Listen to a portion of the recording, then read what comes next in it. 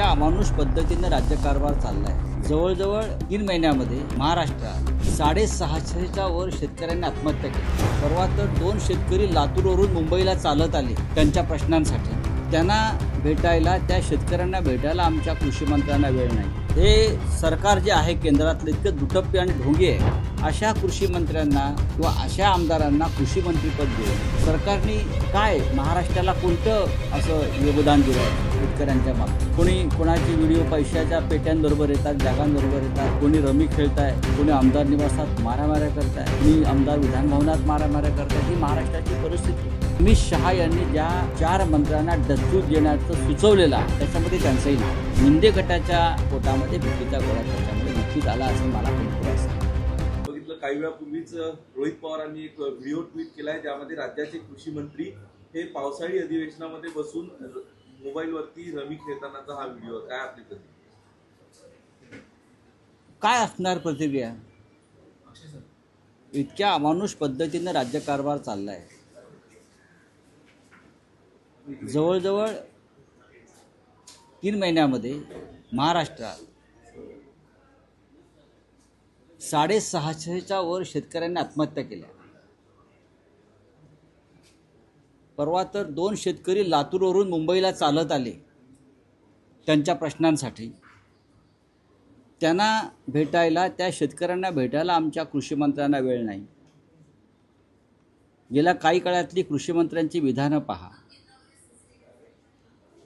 अशा कृषी मंत्र्यांना किंवा अशा आमदारांना कृषी मंत्रीपद देऊन सरकारने काय महाराष्ट्राला कोणतं असं योगदान दिलं आहे शेतकऱ्यांच्या बाबतीमध्ये?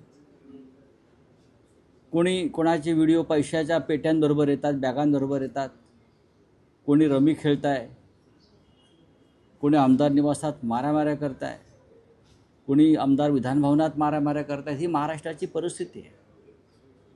ज्या कृषी मंत्र्यांचं नाव तुम्ही घेताय, माझ्या माहितीप्रमाणे अमित शहा यांनी ज्या 4 मंत्र्यांना डच्चू देण्याचं सुचवलेलं आहे त्याच्यामध्ये त्यांचंही नाव आहे।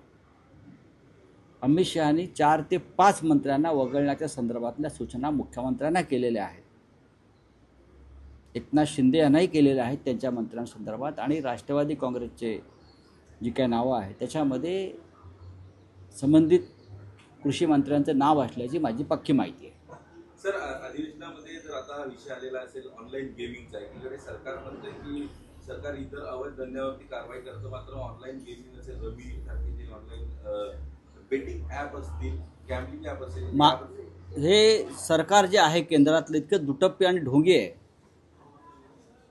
छत्तीसगडमधल्या अनेक राजकीय नेत्यांवरती कारवाई झाली ऑनलाईन गेमिंग ॲप संदर्भात। आपण पाहिलं असेल भूपेश वाघेल माजी काँग्रेसचे मुख्यमंत्री, त्यानंतर त्यांच्या चिरंजीवांना अटक केली ईडीने। पण अशाच प्रकारचे गुन्हे महाराष्ट्रातले राजकारणी करतायत, सत्ताधारी करतायत। त्यांची इन्व्हॉल्वमेंट मोठ्या प्रमाणामध्ये ऑनलाईन गेमिंगच्या पैशामध्ये आहे किंवा व्यवहारामध्ये आहे।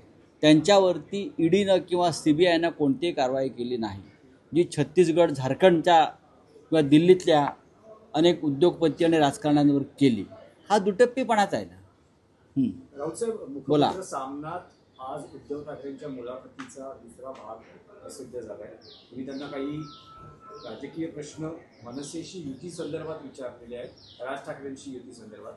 त्यात त्यांनी त्यांची भूमिका स्पष्ट केली। ते असं म्हणतात की ठाकरे बंधू एकत्रच आहेत, कोणाला काही प्रॉब्लेम आहे का? आणि त्यांचं असं म्हणणं आहे की मी आता सुद्धा राज ठाकरेंना फोन करू शकतो, त्यांच्याशी बोलू शकतो, त्यांना कधीही भेटू शकतो। राजकीय युतीचे स्पष्ट संकेत किंवा स्पष्ट भूमिका उद्धव ठाकरेंनी मांडली। असं आहे की जर शिवसेना पक्षप्रमुखांनी अशा प्रकारची संकेत दिले असतील तर त्यांचा जो प्रश्न आहे, कोणाला काय प्रॉब्लेम आहे का, त्यांनी आजच्या मुलाखतीमध्ये एक प्रश्न विचारला आहे ना, ठाकरे बंधू एकत्रच आहेत, कुणाला काही प्रॉब्लेम आहे का, कुणाला काही समस्या, अडचण, पोटशूळ आहे का? माझाही तोच प्रश्न आहे। जर श्री राज ठाकरे यांनी मीरा भाईंदरच्या सभेमध्ये एक सकारात्मक वक्तव्य केलं आहे किंवा माननीय उद्धव ठाकरेंनी आज मुलाखतीमध्ये एक वक्तव्य केलं आहे, त्याच्यामुळे ह्याच्यावरती फार तुम्ही चर्चा न करता भविष्यात ज्या काही घडामोडी घडणार आहेत त्याकडे तुम्ही लक्ष ठेवलं पाहिजे, इतकंच मी सांगेन. पण राज ठाकरे ज्या पद्धतीनं विधानं करता आहेत, भूमिका मांडता आहेत, त्यांच्या पक्षाचे कार्यकर्ते उत्तर भारतीयांना, परप्रांतीयांना मारहाण करता आहेत मराठी या विषयावर, ते लक्षात घेत त्यांच्या विरोधात याचिका दाखल करण्यात आली सर्वोच्च न्यायालयात की त्यांच्या पक्षाची मान्यता रद्द करा. बघा, ठाकरेंना गुन्हे याचिका सुप्रीम कोर्ट, हायकोर्ट नवीन नाही. मग माननीय बाळासाहेब ठाकरे असतील, माननीय उद्धव ठाकरे असतील, का माननीय राज ठाकरे असतील, या याचिका कशा करतायत? तर महाराष्ट्राच्या हिताची, मराठी भाषेच्या स्वाभिमानाची भूमिका मांडल्याबद्दल या याचिका आहे.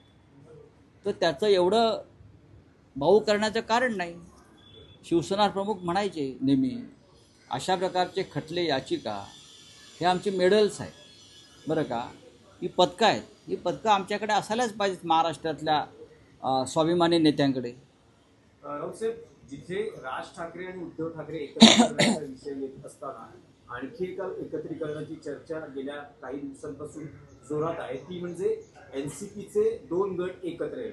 त्यावर आता अजित पवार यांच्या NCPचे प्रदेशाध्यक्ष सुनील तटकरे असं म्हणत आहेत की एकत्रीकरण करायचं असेल किंवा विलीनीकरण व्हायचं असेल तर आधी भाजपला विचारावं लागेल, अमित शहाना विचारावं लागेल. ते भाजप म्हणण्यापेक्षा, कारण त्यांचा जो पक्ष आहे किंवा शिंदे असतील, ज्यांना आम्ही मिंधे म्हणतो, शिंद्यांचा पक्ष आणि अजित पवारांचा पक्ष, या पक्षाचे प्रमुख लौकिकदृष्ट्या अमित शहा आहे. या दोन्ही पक्षांना जन्म अमित शहानी दिलेला आहे. त्याच्यामुळे नक्कीच अमित शहाना विचारावं लागेल. पण मला हा प्रश्न निरर्थक वाटतो. महाविकास आघाडीमध्ये माननीय शरद पवार साहेब आहेत, राहतील. काल इंडिया ब्लॉकच्या बैठकीमध्ये शरद पवार साहेब उपस्थित होते आणि त्यांनी आपली भूमिका मांडली. मी पवार साहेबांना जास्त ओळखतो. कोणी काही बातम्या दिल्या, आज सकाळीच माझं पवार साहेबांशी बोलणं झालं काही विषयांवर, आणि हे संपूर्ण विषय हे महाविकास आघाडी आणि इंडिया ब्लॉक या संदर्भातच होते. त्यांनी काही चिंता व्यक्त केल्या, बरं का, त्यांनी काही भूमिका व्यक्त केल्या, आणि सकाळी माझं आणि पवार साहेबांचं व्यवस्थित सविस्तर चर्चा झाली. आम्ही दिल्लीमध्ये बसून त्या विषयावर चर्चा करणार आहोत. त्यानंतर उद्धव ठाकरे साहेब जे दिल्लीला येणार आहेत, तेव्हा ते सुद्धा माननीय पवार साहेबांशी आणि इतर नेत्यांशी महाविकास आघाडी, इंडिया ब्लॉक या संदर्भात चर्चा करणार आहे. राऊतसाहेब, तुम्ही इंडिया ब्लॉकच्या बैठकीचा उल्लेख केला. काल सायंकाळी ती बैठक पार पडली. उद्यापासून संसदेचं पावसाळी अधिवेशन सुरू होत आहे. इंडिया ब्लॉक किंवा विरोधी पक्षांची नेमकी स्ट्रॅटेजी काय आहे किंवा काय मुद्दे ठरले आहेत सरकारला घेरण्यासाठी? आम्ही काल त्या बैठकीत सहभागी झालो व्हिडिओ कॉन्फरन्सिंगद्वारे. सरकार स्वतःच घेरलेलं आहे. खास करून पेहलगाव अतिरेकी हल्ल्यात आणि ऑपरेशन सिंदूरच्या संदर्भात प्रेसिडेंट ट्रम्प यांनी जी भूमिका घेतली की हे युद्ध मी थांबवलं, मी दबाव आणला नरेंद्र मोदींवर, याविषयी आम्ही त्यांना प्रश्न विचारले. पण खरं म्हणजे आमचं असं ठरलेलं आहे, जो हल्ला झाला पेहलगाव आणि 26 महिलांच्या कपाळावरचं कुंकू पुसलं गेलं, ही एक भयंकर घटना आहे आणि देशाच्या अंतर्गत सुरक्षेसमोरचं आव्हान आहे. आणि ते अपयशी ठरल्याबद्दल अमित शहांचा राजीनामा मागायला पाहिजे, गृहमंत्र्यांचा. अजूनही ते अतिरेकी अमित शहांचं गृह खातं पकडू शकलं नाही, हे अपयश आहे. त्यांचा राजीनामा मागायला पाहिजे, तो मागितला जाईल. ऑपरेशन सिंदूर संदर्भात जी माघार घ्यावी लागली अपमानास्पदरित्या प्रेसिडेंट ट्रम्पच्या दबावाखाली, व्यापाराच्या आमिषामुळे, तो एक गंभीर विषय आहे. आणि प्रधानमंत्र्यांना यासाठी राजीनामा त्यांचा मागणं हे राष्ट्रहितासाठी सोयीचं आहे. टू द पॉइंट राऊतसाहेब, या राजीनाम्याच्या विषयावरच आहे. टू द पॉइंट, या अधिवेशनात सुरुवातीलाच गृहमंत्री अमित शहा यांचा राजीनामा विरोधी पक्ष एकत्रितपणे मागणार आहेत का? कारण शरद पवारांची काही वेगळी भूमिका होती जेव्हा हा विषय चर्चेला होता. तर विरोधी पक्ष एकत्रितपणे अमित शहांच्या राजीनाम्याची मागणी करणार आहे का? अमित शहांचा राजीनामा का मागू नये? मागितला जाणार. अमित शहांचा राजीनामा का मागू नये? अमित शहा कोण आहेत? या देशामध्ये काश्मीरमध्ये पठाणकोट होतं, हां, पुलवामा होत आहे, उरी होत आहे, पहलगाव होत आहे, रोज हत्या होत आहेत. ही देशातल्या अंतर्गत सुरक्षेतली सगळ्यात मोठी चूक असताना गृहमंत्री त्यांच्या खुर्चीवर कसे काय बसू शकतात राजकारण करत देशभरातलं? ते जबाबदार आहेत. ऑपरेशन सिंदूर करता हे सिंदूर पुसण्याला तुम्ही जबाबदार आहात. तुमचा राजीनामा मागावाच लागेल. काल एक महत्त्वाची बातमी काय? पण नंतर खुलासा झाला की दोन्ही नेते नेमकं काय झालं होतं? आदित्य ठाकरे आणि देवेंद्र फडणवीस एका पंचतारांकित हॉटेलमध्ये सॉफिटेलमध्ये एकत्र होते. थोडासा संशय झाला, थोडासा नेमकं काय झालं? नेमकं काय घडलंय? कारण भाजपकडून असा खुलासा केलाय की कोणतीही भेट झालेली नाही. दोघेही वेगवेगळ्या ठिकाणी वेगवेगळ्या त्यांच्या कार्यक्रमांमध्ये होते. माझ्या माहितीनुसार आणि मी जी काही चर्चा केली त्यानुसार दोन नेते हे एका हॉटेलमध्ये होते. जसं दोन नेते विधानसभेत एकत्र असतात, एखाद्या राजकीय मंचावरती एकत्र असतात. माननीय उद्धव ठाकरेसुद्धा फडणवीस साहेबांना भेटलेले आहेत. त्याच्यामुळे लोकांच्या मनामध्ये प्रश्न निर्माण होतात. ते भेटले की नाही हे दोन नेतेच सांगू शकतील. हां, एक नक्कीच, पण मिंदे गटाच्या पोटामध्ये भीतीचा गोळा त्याच्यामुळे नक्कीच आला असं मला कोणीतरी आज सांग. ते भेटले की नाही हे एकतर श्री आदित्य ठाकरे सांगू शकतील किंवा देवेंद्र फडणवीस सांगू शकतील. भेटले की नाही आणि का भेटले. माझ्या माहितीप्रमाणे तुम्ही म्हणताय ते सत्य आहे की ते वेगळ्या कामासाठी एकत्र होते आणि ते आपापली कामं आटपून निघून गेले. राहुल साहेब, विधिमंडळाच्या अधिवेशनात शिंदे शिवसेनेचे अनेक मंत्री अडचणीत आलेले पाहायला मिळाले किंवा वादात सापडले. अधिवेशन संपताना गृहराज्यमंत्री योगेश कदम हे एका बार प्रकरणात वादात सापडलेले दिसत आहेत आणि त्यांच्या राजीनाम्याची मागणी उद्धव ठाकरे शिवसेनेतर्फे केली गेली आहे आणि यावर आता अनेक खुलासे केले जातात. शिंदे गटाचे मंत्री कोणत्या प्रकरणात अडचणीत आले आहेत याची यादी काढा. एक मंत्री टॉवेलवर आमदार निवासमध्ये मारामाऱ्या करतो, टॉवेलवर उघडा बंब, शिवराळ भाषा वापरत.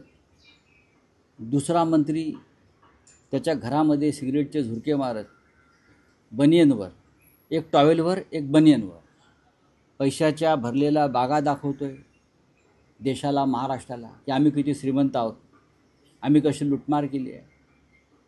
एक मंत्र्याच्या जो ज्याच्याकडे गृह खात्याचा राज्यमंत्रीपदाचा कार्यभार आहे त्याच्या मालकीच्या बारमध्ये मुली नाचतात, डान्स बार आहे, पैसे उधळले जातात आणि हे मंत्री दुसऱ्यांच्या बारवर धाडी घालतात.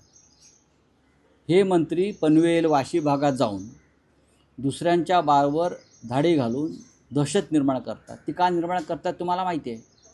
अशा प्रकारे दबाव आणून शेवटी काय केलं जातं.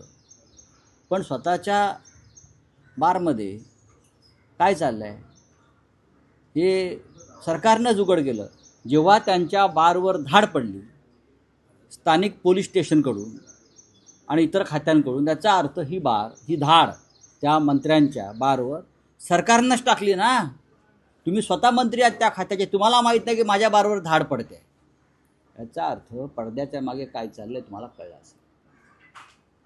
कोणतरी एक अदृश्य शक्ती शिंद्यांच्या मंत्र्यांचे हे सगळे खेळ खंडोबे बाहेर काढण्यासाठी किती काम करत आहे मेहनतीनं हे महाराष्ट्राला कळलेलं आहे. रामदास कदम यांनी काल एक्सेप्ट पण केलं की तो बार माझ्या पत्नीच्या नावावर आहे, पण तो शेट्टी नावाचा व्यक्ती तो कोणी असेल हो, आणि तो डान्स बार नाही असंही त्यांनी म्हटलं. पोलिसांचा रेकॉर्ड पहा तुम्ही. समतानगर पोलीस स्टेशन FIR मध्ये काय आहे. याचा अर्थ ज्या खात्याचे मंत्री त्यांचे चिरंजीव आहेत ते पोलीस त्यांच्या विरुद्ध खोटा FIR केला आहे का मंत्र्याच्या विरुद्ध किंवा त्यांच्या कुटुंबाच्या विरुद्ध. राजीनामा द्या तुम्ही राजीनामा दिला पाहिजे. मी गृहमंत्री देवेंद्र फडणवीस यांचे अभिनंदन करतो की ते कोणाचाही मुलाहिदा न ठेवता गृह खात्याचा अशा पद्धतीनं काहीतरी काम करतायत. बाकी राजकीय सोडून द्या.